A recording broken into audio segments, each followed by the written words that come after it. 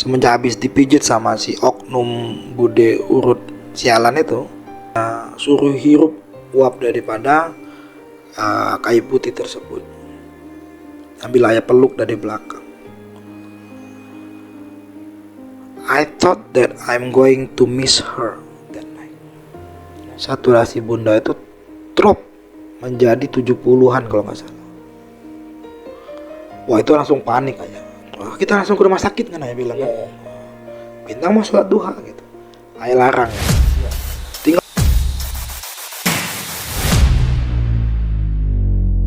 Oke, assalamualaikum warahmatullahi wabarakatuh. Bagi di channel Bintang. Nah, kali ini Bintang akan memberitahu tentang sebuah penyakit yang dialami bunda saya, yang konon katanya itu kebanyakan orang pada meninggal dan hanya dialami oleh sedikit beberapa orang saja. Nah, kali ini Bintang dan ayah Bintang akan memberitahu kalian apa nama penyakitnya, gejalanya, dan bagaimana itu bisa terjadi. Oke, yang pertama adalah apakah nama penyakit yang dialami oleh bunda tersebut? Nah, kalau nama penyakit yang dialami bunda itu adalah spinal cord injury. Spinal cord injury itu adalah cedera pada tulang belakang. Nah, tapi yang dialami bunda itu awalnya bunda mengalami kemungkinan kegagalan fungsi paru karena kemungkinan akibat daripada cedera tulang belakang. Jadi kalau dari bahasa dari dokter yang merawat bunda di rumah sakit adalah disebut sebagai impending respiratory failure due to spinal cord injury. Jadi kemungkinan kegagalan daripada fungsi paru diakibatkan oleh cederanya tulang belakang. Oke, itu yang pertama. Yang kedua, apakah gejala dari penyakit yang dialami oleh bunda tersebut? Oke, penyakit bunda ini sudah lama kejadiannya ya. Ini kan kejadiannya tahun lalu, jadi ayah coba ingat-ingat dulu juga. Kemungkinan ada beberapa yang lupa. Jadi awal mulanya itu bunda itu mengalami pegal-pegal, kemudian juga mengeluh di leher sebelah kanannya tidak merasa nyaman. Jadi kemungkinan kalau bahasa orang sekarang itu salah bantal, nak. Nah, ayah coba cari tahu dari internet, dari googling ya. Jadi kejadiannya mungkin sekitar minggu ketiga Januari 2024. Nah, bunda itu ngeluh ya, ini leher bunda sebelah kanan kalau ditoleh ke kanan tuh kurang nyaman. Jadi kita coba beberapa hal, seperti misalnya kita oles pakai obat oles gitu ya, kayak salon pas gitu, koyo, kemudian dipijit-pijit dengan lembut juga, kemudian kita lakukan stretching ya. Beberapa hal yang kita temukan di Google kita coba lakukan gitu. Nah, tapi itu ternyata tidak memberikan hasil. Terus ada yang bilang katanya bantal dijemur panas, nanti panasnya itu bisa membantu meredakan ketegangan otot pada leher bunda, tapi ternyata sebentar aja habis itu kambuh lagi. Sampai ayah cari di Tokopedia itu ada namanya bantal panas tuh, yang kalau Bintang lihat yang bantal kecil itu yang pakai listrik terapinya, tapi ternyata tidak ini juga tidak memberikan kesembuhan juga kepada bunda. Jadi awalnya memang bunda itu mengalami pegal-pegal pada badan ya, tapi sebenarnya bunda itu memang sudah biasa pegal-pegal itu, karena kan sebagai ibu rumah tangga kan kerjaan bunda itu banyak. Nah, cuman memang yang tidak nyaman itu adalah bagian leher gitu. Jadi akhirnya kebetulan bunda itu kan memang setiap bulan ada pijit sama yang namanya budi urut itu. Nah, makanya sekalian memang pijit bulanan. Nah, cerita Bunda Kaya itu jadi memang Bunda mengeluhkan, ini Bude, leher saya ini kurang nyaman gitu. Nah, sekitar tanggal 24 Januari kalau tidak salah kejadiannya itu. Nah, akhirnya dipijit tuh. Badan Bunda dipijit, tetapi juga leher Bunda juga dipijit sama dia. Nah, ini yang kemungkinan menjadi akibat fatal. Jadi leher itu dikerik, kemudian dipijit dengan tenaga yang besar mungkin, yang akibatnya itu setelah dipijit Bunda itu merasa makin sakit leher kanannya. Jadi awalnya malamnya kita kira Bunda itu, oh ini mungkin habis dipijit, kan memang biasa suka sakit gitu. Mungkin ini habis ruam-ruam pijit lah, bekas-bekas jari gitu, nggak apa-apa gitu. Tapi makin lama malamnya itu Bunda itu nangis kesakitan. Nah, Bunda bukan komplain lah, mungkin lebih tepatnya ngasih tahu ke si Bude ini, kok leherku jadi sakit ya gitu. Nah, akibatnya yang terjadi setelah itu besoknya tanggal 25 kalau nggak salah, tanggal 25 Januari itu si Bude datang lagi pagi-pagi ke rumah. Dan Bunda dipijit lagi di bagian leher sebelah kanan dan bahu kanan dengan kuat. Dan tanpa minyak malah kata Bunda. Jadi ya Bunda merasa kayaknya mijitnya kayak nggak ikhlas juga sih si Bude ini. Nah, itulah awal mulanya Bunda itu merasakan semakin tidak nyaman, terutama pada leher sebelah kanan gitu nak. Oke, lanjut, tanggal berapa Bunda mengalami penyakit tersebut dan sampai kapan Bunda bisa sembuh seperti sekarang? Ya itu tadi seperti yang saya bilang, itu sekitar mulanya tuh sekitar tanggal 24 Januari setelah dipijit sama si Bude Urut ini ya. Jadi ini memang bahayanya, memang mungkin ini sebagai kita mengedukasi juga kepada pemirsa subscribernya Bintang bahwa pijit ini memang baik ya. Ini kan pengobatan tradisional Indonesia ya. Tapi kalau kita dipijit ke beberapa area yang vital seperti leher, ini harusnya tidak boleh menurut penjelasan daripada dokter, karena di situ lemah bagian situ. Nah, itu tadi mulanya dari dipijit sekitar tanggal 24 Januari itu. Di situ mulanya Bunda mulai merasa sakit yang amat sangat pada leher di sebelah kanan. Nah, dampak apa sih yang Bunda rasakan setelah mengalami penyakit tersebut dan sembuh seperti sekarang? Apakah ada perubahan yang signifikan dari Bunda tersebut?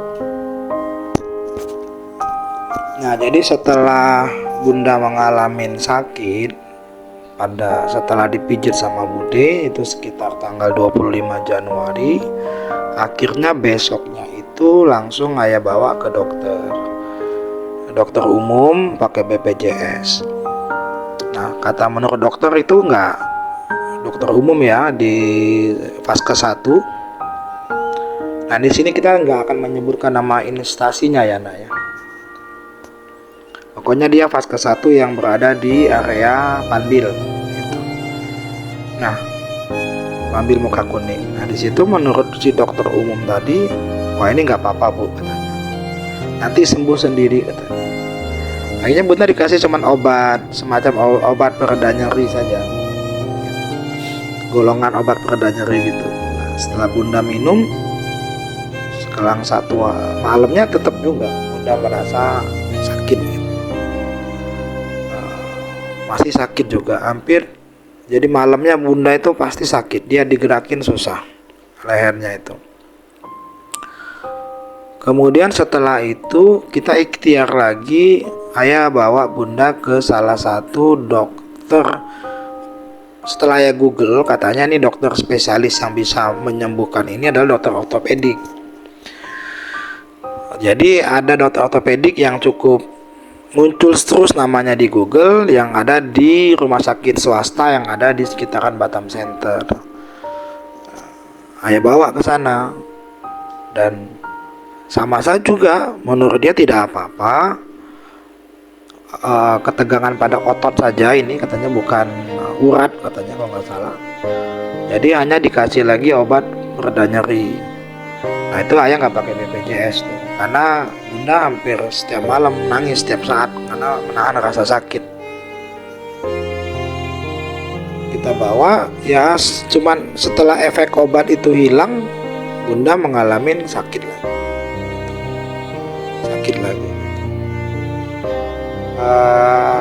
Akhirnya kita ikhtiar lagi, kita balik lagi ke dokter tersebut untuk memberitahukan bahwa tidak ada perubahan. Nah tetapi waktu itu kayaknya selang 2-3 hari ya setelah itu, saya bawa lagi ke rumah sakit tersebut. Nah itu bunda sudah ada sedikit batuk. Jadi batuknya ada dahaknya gitu. Nah dokternya sudah mulai curiga waktu itu, kalau ada dahaknya bu, kemungkinan ini sudah terjadi mengalami namanya infeksi pada mungkin bagian leher kanan bunda, sehingga bunda selain dikasih obat pereda nyeri yang dosisnya lebih kuat, tapi juga dikasih obat pengencer dahak. Nah semenjak bunda minum obat itu, bunda itu memang bawaannya kalau Bintang ingat tidur terus, lemes aja bawaannya, dan makin lama kondisi bunda itu semakin lemah gitu, sehingga kadang harus ayah papa kalau mau ke rumah sakit. Nah kita nggak ngerti nak waktu itu. Ayah pikir waktu itu ini efek obatnya yang dosisnya tinggi sehingga membuat bunda itu kayak fly gitu, susah menggerakkan kaki. Jadi ya nggak ngerti gitu kan posisinya. Akhirnya kita coba ikhtiar juga, kita coba pergi ke akupuntur waktu itu. Nah waktu itu kondisinya bunda masih bisa jalan, tapi kalau Bintang ingat bunda harus dipapah. Dan bunda nggak sekali 2 kali pernah jatuh sendiri, karena katanya kakinya lemas gitu. Nah setelah dikasih tusuk-tusuk akupuntur, itu ternyata agak sedikit membaik kan si bunda kan. Langsung bisa jalan enak katanya, walaupun masih agak lemah gitu. Ya syukur alhamdulillah, ya pikir wah inilah mungkin obatnya gitu. Walaupun hampir semua dokter itu, baik dokter umum yang tadi di BPJS maupun ortopedik, menyayangkan tindakan yang kita lakukan untuk mengurut leher sebelah kanan itu, yang seharusnya itu tidak boleh dilakukan. Jadi kan memang posisinya tuh namanya traumatik lah. Jadi kayak bunda tuh kayak dihantam benda keras gitu. Nah, nanti ayah akan ceritain bahwa ternyata terjadi pembengkakan yang sangat besar di namanya medula spinalis leher sebelah kanan. Ya jadi habis itu malamnya bunda, karena bunda tidur terus dan lemas, makin lama makin lemas, makin lemah. Akhirnya kan tanggal 5 Februari, artinya sekitar semingguan setelah itu, kita terus ikhtiar mencari obatnya bunda. Itu ayah bawa lagi ke dokter Vaskes 1 tadi dengan harapan supaya bisa dikasih solusinya apa nih gitu. Nah awalnya memang dokter umum tadi ya mohon maaf bilang dia ngasih obat lagi gitu. Saya tolak obatnya. Saya bilang ini sudah dari dokter ortopedik tapi nggak sembuh nih dok. Mungkin kita butuh alat buat ngecek, sehingga kalau bisa mungkin dirujuk kemana nih. Karena saya nggak percaya nih sama dokter umum ini gitu.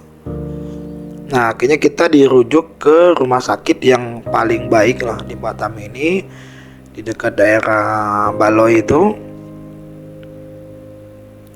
Nah, kita tanggal 5 Februari kita ke sana,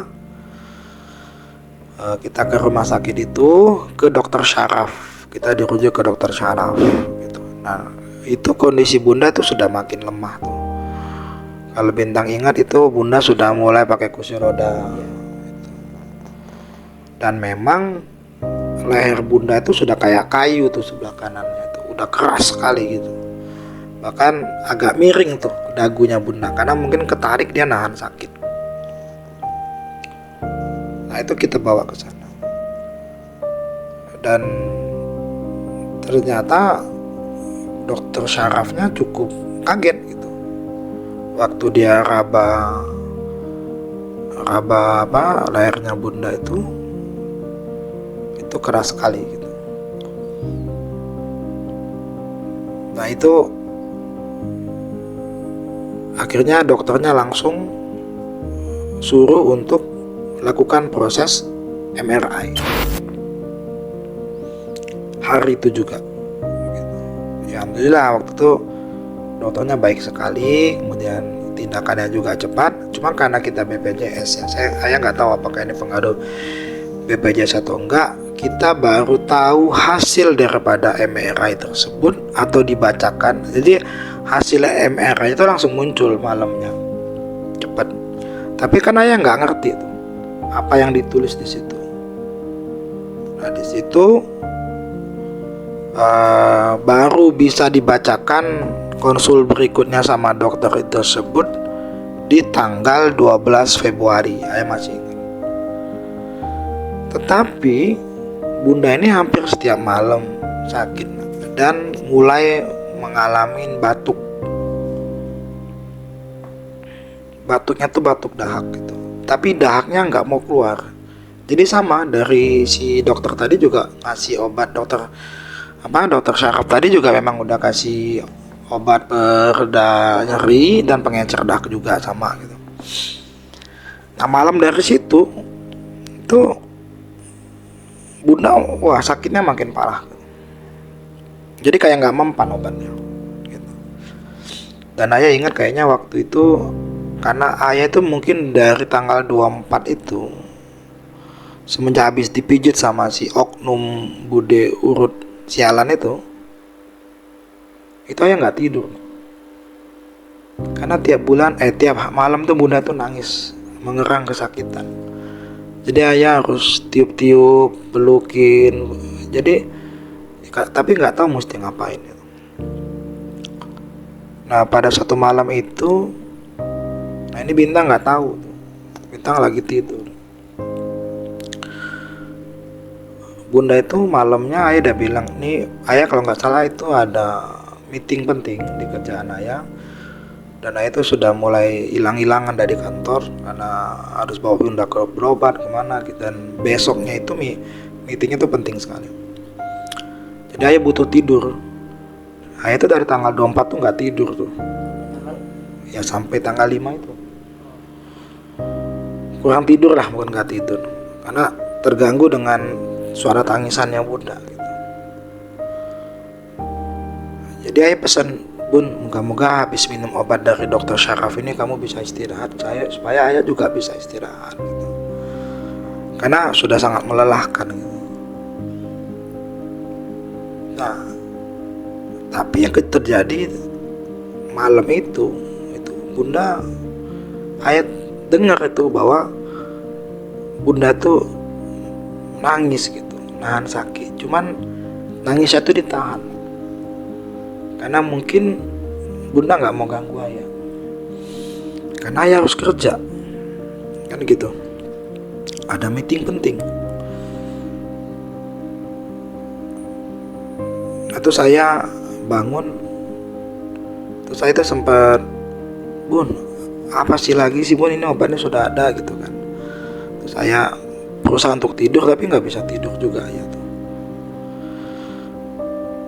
Nah itu bunda itu batuk tapi dahaknya nggak mau keluar tuh. Ada suatu malam bunda itu batuk tapi dahaknya nggak mau keluar. Makanya ayah beli ember itu supaya bunda tuh bisa batuk nggak usah capek-capek ke kamar mandi. Karena ke kamar mandi itu kan dia kakinya sudah lemah. Saya popoh gitu ya, saya gotong. Nah bunda itu sampai itu loh nak, sampai ada suatu malam bunda itu kayaknya nggak salah, mungkin sekitar tanggal 6-an atau tanggal 7 itu. Bunda mau keluarin dahak ya, Bunda mau keluarin dahak, tapi nggak keluar gitu. Terus Bunda tuh menggigil gitu, menggigil. Terus tapi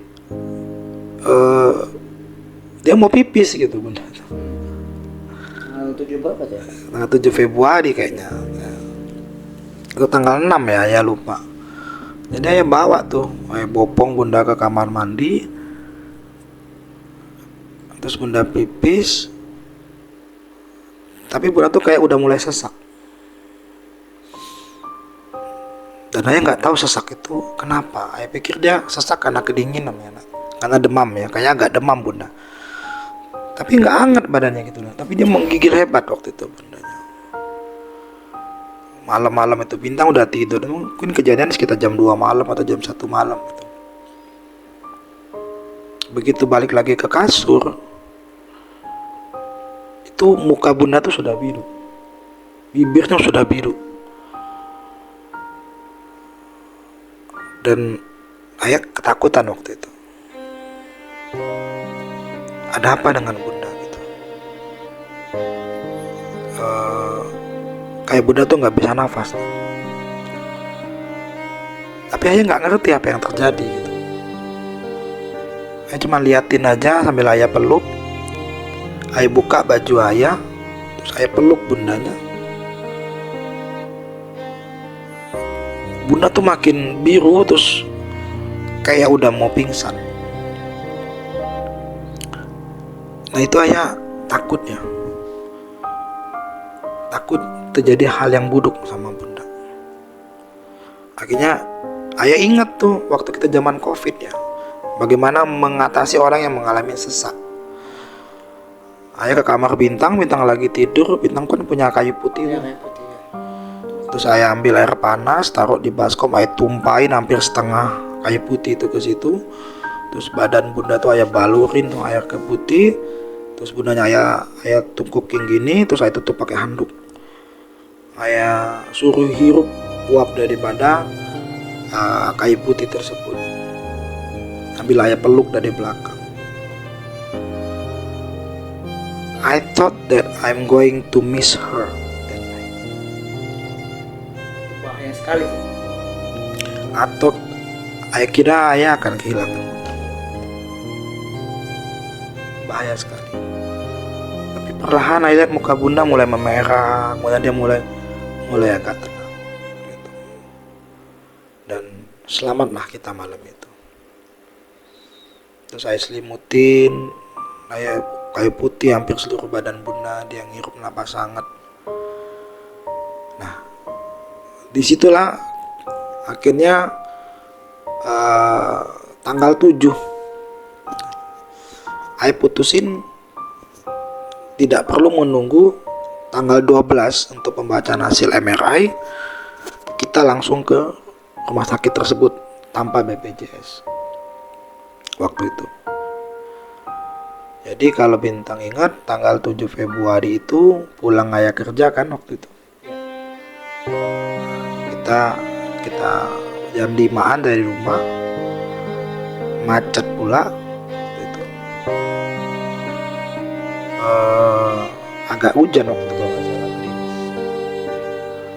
Pas sampai simpang Panbil itu Bunda bilang dia kedinginan dan dia minta jaket. Padahal kita dari rumah jam 5 dan janjian sama dokternya itu selesai prakteknya maksimum jam 7. Macet, tapi Bundanya menggigil kedinginan. Akhirnya putar balik kan. Ingat bentar, kita balik lagi ke rumah untuk ngambil jaketnya si Bunda. Ngambil jaketnya si Bunda. Alhasil kita sampai rumah sakit jam 7:30 kalau nggak salah. Jam 7.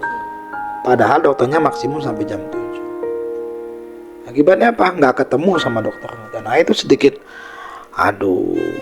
Nah Bunda tuh nggak demam waktu itu. Tapi Bunda itu nggak ngaku sesak, ngakunya ngos-ngosan. Kayak Sehari. Iya, kayak orang habis lari gitulah posisinya. Nah, ayah parkir mobil ya kan. Nah, Bintang yang bawa masuk ke spesialis saraf itu, ternyata dokternya udah nggak ada. Tapi sebelum ke sana kan harus ke Nur Station dulu. Dan di situ ketahuan bahwa Bunda mengalami demam sampai 39 atau 40, ayah lupa. Dan disuruh ke UGD. Ayah nyari tuh, nyusul lah, dokternya udah nggak ada, tapi Bintang sama Bunda kok nggak ada gitu. Ya cari-cari tahu, ayah telepon ternyata Bunda kalian pergi ke UGD.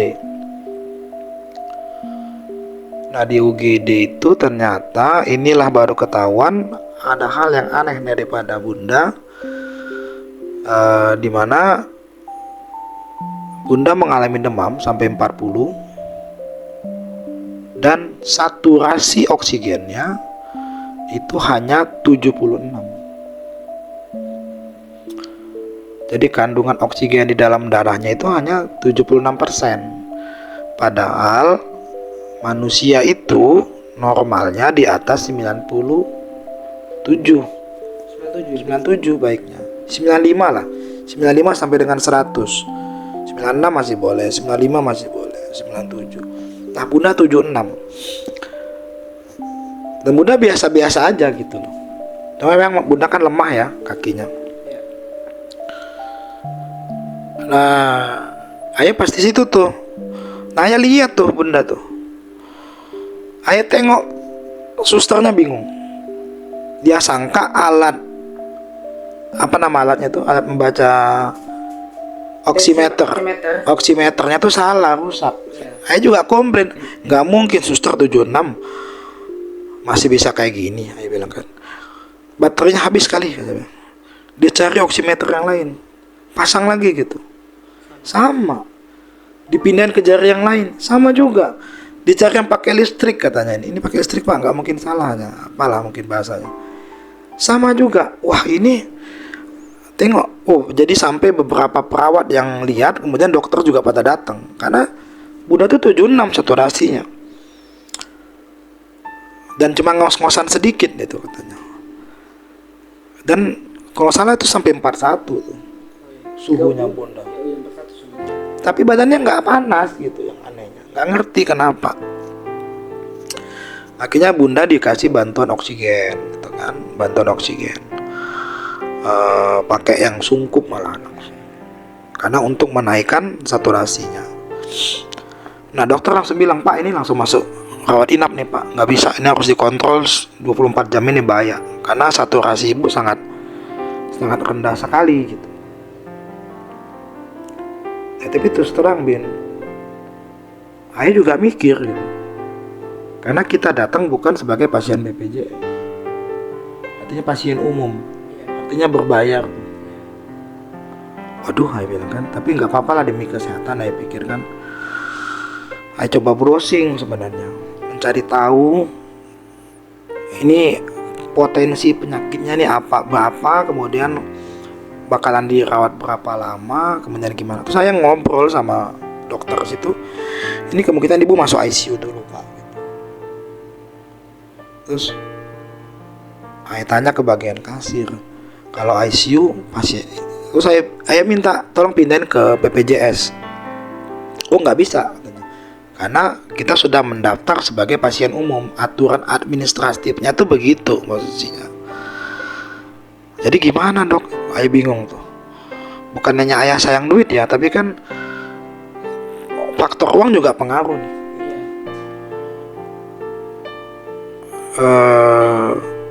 Pas saya tanya itu berapa harga ICU per malam? Sekian Pak, di luar tindakan. Wah, waduh, kalau semingguan ini bisa lumayan ini. Gimana nih caranya nih? Ayah bingung. Bundanya udah lah ya nggak apa-apa. Ya udah, ayah tuh sempat udah mau tanda tangan, oke lah gitu. Masuklah ICU. Ya. Pasien umum lah. Duit tuh bisa dicari ya. Tapi kesehatan itu paling penting gitu. Tapi ada dokter mungkin dia kasihan lihat ayah gitu. Pak sini Pak, saya bilangin, saya tuh udah kasih ibu obat nih katanya. Kemudian saturasi ibu juga udah di atas 96 sekarang. Ibu udah mulai stabil. Kemudian demamnya juga sudah turun gitu. Ini kalaupun ini paling nggak agak lama nih Pak katanya masuknya gitu. Kita nggak tahu lah gitu. Kalau Bapak mau yang ini kita, tapi kalau Bapak ada kendala dengan biaya katanya, ini terus terang aja ya bilang gitu. Tapi kayaknya malam ini Bapak, kalau Bapak mau bawa pulang boleh. Secara administratif ini harus selesai dulu gitu. Jadi bawa pulang dulu. Nanti sampai lampu merah rumah sakit ini, ibu drop lagi. Ibu mengalami sesak. Putar balik masuk sebagai BPJS. Karena ini kemungkinan kali ibu drop lagi, maka harus dikasih ventilasi Pak. Ventilator. Nah itu biayanya lumayan tuh. Begitu ya dok. Tapi ibu nggak boleh bergerak nih Pak. Harus pakai penahan leher gitu. Terus Bapak punya oximeter nggak di rumah? Ayah punya, kan dulu ayah sempat kena COVID kan. Gitu. Jadi Bapak siap Pak, siap. Bapak nggak boleh tidur ya malam ini ya? Ya, Bapak harus tungguin ibu. Oke. Kayaknya ayah tanda tangan bayar yang tagihan malam itu di UGD. Kita pulang waktu itu jam 10:30 malam, kurang lebih. Dan Bunda sudah pakai penahan leher. Ingat bintang? Iya. Yang warna coklat ya. Terus kita pulang. Nah itu ayah nggak tidur tuh bisa dibilang. Tidur ayam lah. Karena juga ayah udah berapa hari tuh. Berarti hampir 2 minggu ayah kurang tidur tuh ngurusin bundamu. Ayah pasang terus oximeter, ayah monitor terus. Dan itu masih di atas 96 Bunda. Masih aman. Sampai tanggal 8 Februari. Besok paginya Bunda udah bangun, terus Bunda udah ayah mandiin gitu. Ayah udah bikin sarapan buat kalian gitu ya. Ayah tengok, oh masih 96, kadang turun 94 gitu. Kayaknya masih oke gitu. Terus saya monitor. Terus saya pikir sudah aman. Dan waktu itu kalau bintangnya kan itu mau pilkada, pemilu kan. Pemilu ya. Dan ayah udah mau siap-siap gotong royong lah. Ternyata begitu sekitar jam 7:30 itu ayah cek, saturasi Bunda itu drop menjadi 70-an kalau nggak salah. Wah itu langsung panik aja, mendadak terus langsung turun gitu. Nah itu kita bintang mau sholat duha kan. Wah, kita langsung ke rumah sakit kan ayah bilang. Bintang mau sholat duha gitu. Ayah larang ya. Tinggalkan sholat. Nah jadi dalam hal memilih sholat sunnah antara menyelamatkan Bunda, maka prioritasnya adalah hukumnya kayaknya menurut ayah ya lebih tinggian menyelamatin nyawa orang daripada melakukan sholat sunnah. Jadi bintang ayah suruh batalin sholat duha, kita langsung bawa Bunda ke rumah sakit. Tapi pas tuh Bunda kencing nggak sadar ya. Bunda nggak kencing nggak sadar loh pas ayah mau gendong Bunda ke mobil. Ayah masih inget? Ya tapi sebenarnya kata Bunda dia tahu dia itu mau pipis. Cuma kan gerakan Bunda kan lambat, kakinya kan lemah gitu. Jadi dan dia mau pipis gitu. Nah dia menuju kamar mandi itu, dia mau bangkit dari duduk berdiri aja kan Bunda susah iya. Jadi pas Bunda mau ke rumah sakit udah nggak tahan lagi, katanya sih begitu. Atau mungkin dia sudah saraf yang untuk mengontrol air seninya itu mungkin udah rusak gitu. Akhirnya pipisnya banyak sekali ya. Iya. Langsung kita pergi. Bunda pipis di lantai. Nah itu untung waktu itu ya hari libur ya, cuti bersama nasional, sehingga jalanan lenggang. Pala jam 7:30 tuh daerah Panbil sama simpang dekat kawasan industri Panbil tuh paling macet. Itu karena libur jadi agak kosong. Yang kita kalau ke rumah sakit itu sampai di rumah sakit itu bisa butuh waktu setengah jaman atau mungkin lebih. Itu kayaknya ayah mungkin 15 menit atau 10 menit. Saking ngebutnya ya bawa mobil kayaknya di atas 100 tuh. Untungnya memang Batam ini kan jalannya luas, nggak seperti kota lain.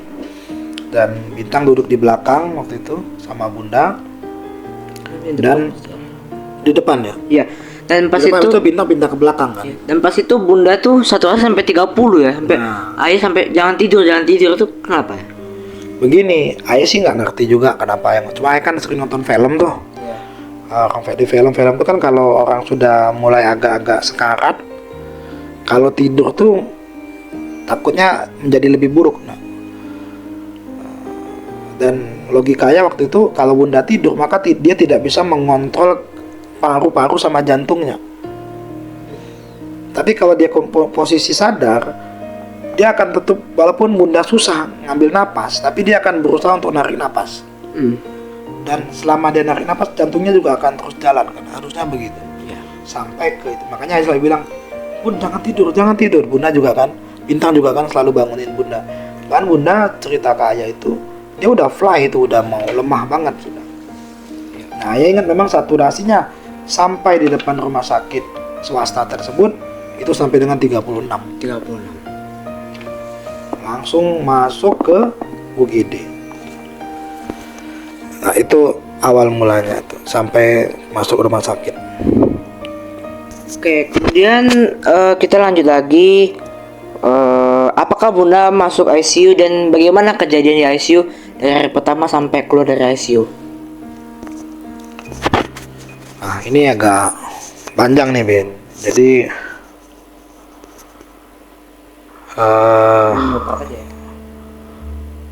waktu tanggal 8 Februari sekitar mungkin jam 8 kurang kita sampai. Itu ayah langsung teriak kan di depan UGD. Tolong saturasi 30 itu. Yang perawatnya awalnya jalan santai, dia langsung pada lari semua itu nyelamatin nyawanya Bundamu. Langsung dibawa, langsung dikasih oksigen tek gitu cepat. Ayah disuruh mundur sama Bintang kan. Kemudian langsung masuk ke ruangan apa gitu, pokoknya khusus untuk oksigen lah, respiratory room atau apalah ya, nggak ngerti itu ruangan apa. Dokter jaga di UGD bilang bahwa Pak, ini ibu kayaknya mengalami gagal fungsi paru. Ada kemungkinan ini tindakan selanjutnya ini adalah kita harus pasang ventilator. Nah, untuk pasang ventilator ini hanya bisa dilakukan dalam kondisi ibu tidak sadar. Oke dok, saya bilang gitu. Dan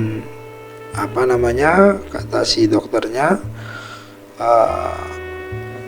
Bunda harus dibikin tidak sadar. Saya izin akan suntik ibu, dan nanti dia tidak akan sadar dalam 3 jam ke depan. Oke dok, ayah masih oh ya sudah lah. Ayah juga nggak tahu ventilator itu seperti apa alatnya gitu kan. Terus saya tanya, 1 jam ke depan atau 3 jam ke depan gitu, ayah lupa. Bapak temenin ibu ya katanya gitu. Berapa lama tidak sadarnya dok? 3 hari. Kok lama sekali? Iya pak, karena proses ventilator itu begitu katanya.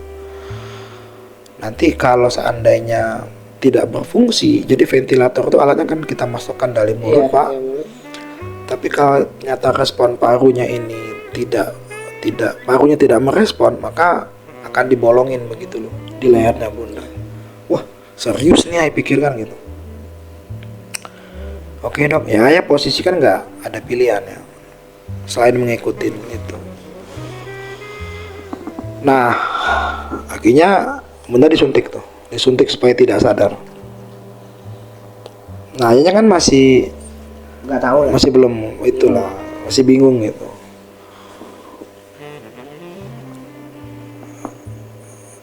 Dan ada satu kata-kata dokter itu yang sebenarnya ya Ben, yang bikin ayah itu jadi terhenyak gitu ya. Ayah kan masih mondar-mandir administratif tuh, karena kan Bintang nggak ngerti apa-apa.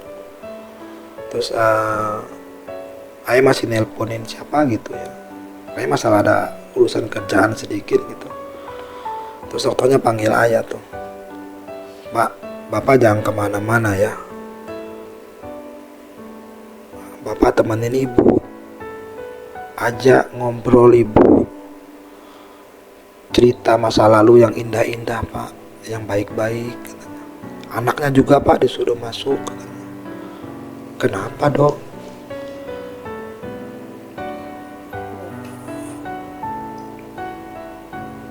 Karena kata dokternya, bilang ke ayah. Kenapa dokter bilang begitu? Ini dengerin ayah ngomong. Kamu nggak tahu Ben, anaknya disuruh masuk pak, di sebelah ibu tuh.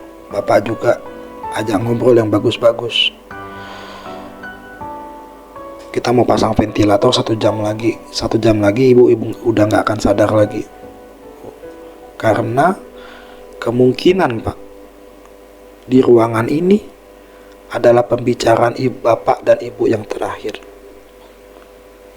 Merinding ya. You don't know, you nggak tahu. Oh itu aja langsung nggak tahu lagi. Jadi ayah, terus Maum kan nelpon terus tuh. Ayah bohong sama Maum, nggak apa-apa ini mah, mau ke rumah sakit supaya lebih cepat sembuh mah. Iya teman ini ya ada gitu. Karena ayah nggak mau bisa mikir gitu, karena setelah habis dokter ngomong begitu, nah karena ayah nggak bisa kasih jawaban gitu. Nah itulah akhirnya bunda kita itu tidak sadar, kemudian proses masuk ICU dan dipasang ventilator, dimana waktu itu anehnya memang bunda tuh nggak ada penyakit diabetes ya, tapi gula darahnya naik sampai dengan 280 atau berapa ya lupa. Kemudian tensinya 200 lebih per 110. Tinggi Ya jadi pokoknya rusak, kayak rusak begitulah kondisinya, kayak error semua badannya bunda waktu itu. Akhirnya bunda masuk ICU tanggal 8 Februari. Nah itulah ke awal bunda masuk ICU. Jadi karena ICU itu adalah supaya dipantau 24 jam sama alat dan sama dokter dan perawat yang sudah terlatih gitu. Ya bunda masuk ICU kan. Nah barulah ayah dipanggil sama waktu itu dokter anestesi untuk menceritakan kondisi bunda, bahwa bundanya cukup, mereka sempat nyangka ada apa dengan ibu gitu. Ibu jatuh ya? Enggak. Terus kenapa? Ini loh pak, hasil MRI-nya diliatin gitu. Jadi bunda itu mengalami pembengkakan yang sangat besar pada yang namanya, kalau nggak salah nggak ingat namanya, medula spinalis, bengkak. Jadi warna itu udah putih semua tuh. Maksudnya merah ya?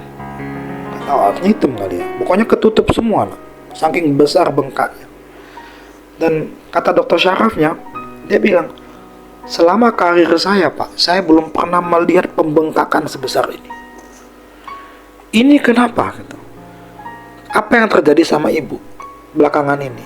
Jatuh? Bukan, karena dipijit. Waduh, ini nggak sekali 2 kali pak, gara-gara dipijit bisa menyebabkan kejadian seperti ini. Makanya lain kali kalau sakit di leher jangan dipijit pak. Ya enggak, kita nggak tahu dok gitu. Iya. Posisinya kan ini kita tahu gitu. Kayaknya ya itu anestesi juga bilang gitu, pak ini akibatnya. Jadi kalau nggak salah ayah tuh diceritakan sama dokternya itu akibat pembengkakan pada leher ini. Sedangkan ini yang istilahnya itu menggerakkan fungsi organ vital yang ada di bawahnya gitu. Kenapa menjadi berat? case-nya Bunda. Karena yang kena tuh di sini beberapa spinal cord injury itu ya, cedera tulang belakang. Kalau dia kena di leher, kalau di pinggang belakang, kalau di pinggang belakang itu paling yang dari sini ke sini sakit. Nah ini kayaknya kita nggak jelas nih. Ya kita pending dulu ya.